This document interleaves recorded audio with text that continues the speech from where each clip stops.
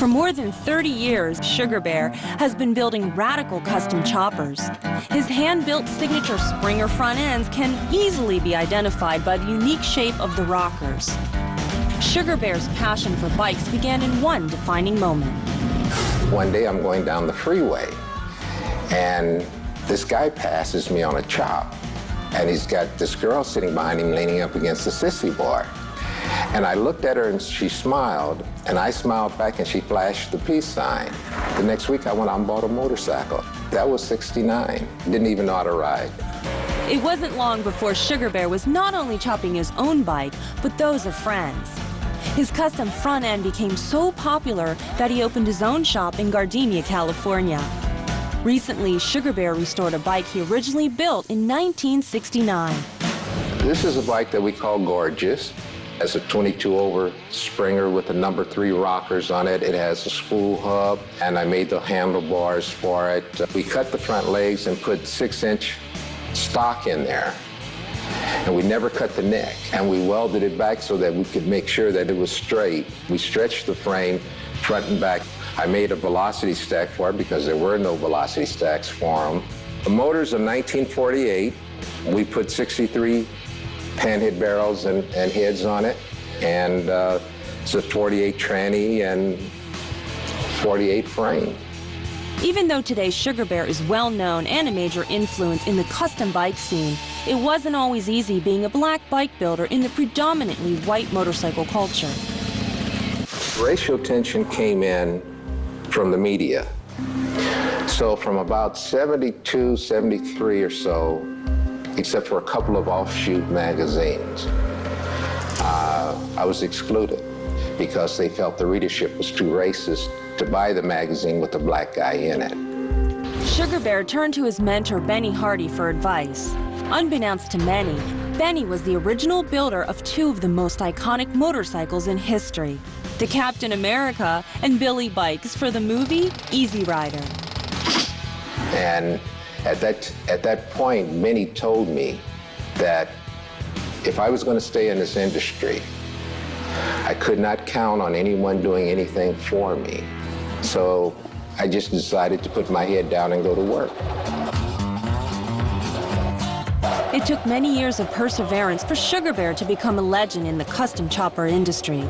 But he never forgot his roots. To ensure that this part of history is never forgotten, he has meticulously collected hundreds of photos documenting the important role of black riders who helped shape the motorcycle culture. We go back into the 40s, we have Big Sal and Lily. They're actually out for a night of fun. This photo was taken in 1949. This bike is a knucklehead, and it bears a close resemblance to the new bike that Harley came out with, the Crossbones. It has the same cut fender. It has the flip-up fender in the back with the solo seat. So again, the Crossbone is reminiscent of the style from back in the 40s.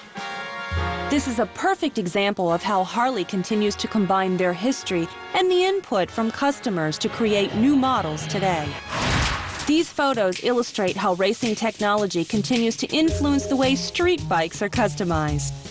This is a picture of a club called the Devils in 1958. And you can look at the style of the bikes and see again the ape hangers. And then you go back to 64 and you see the drag bars with the short risers. And the reason for the change is that the guys back between 62 and 64 got into dragging. And they found that the ape hangers weren't that good for going up and down the drag strip.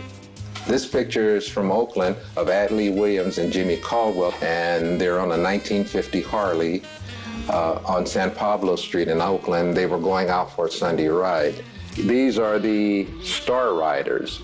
This is LA's first black motorcycle club. They actually look like police officers.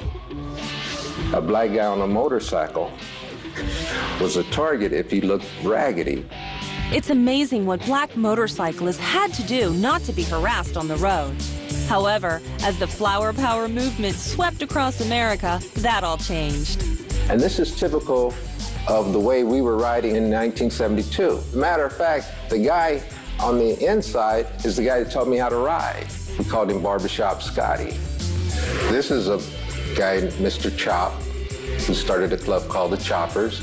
And this picture is of a bike that I put together for him in 1973.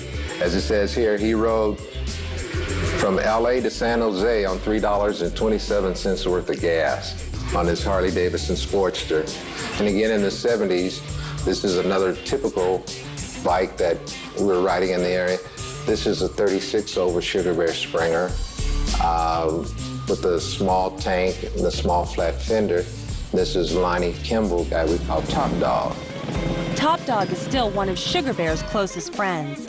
He stops by the shop every chance he gets just to say hi and check out what's going on. Sugar Bear hopes that his historic photo collection will be a reminder of how the black motorcycle culture has evolved. Most of the guys in the area had no idea of the history that we have, that some of the things that they're doing now are not new, that they're old things that we've been doing for years, but they need to know that, I feel. And that's what started all of this. So now it's growing. There are a lot more pictures that have to go up, and I'm very proud of it. Inspiration comes from many different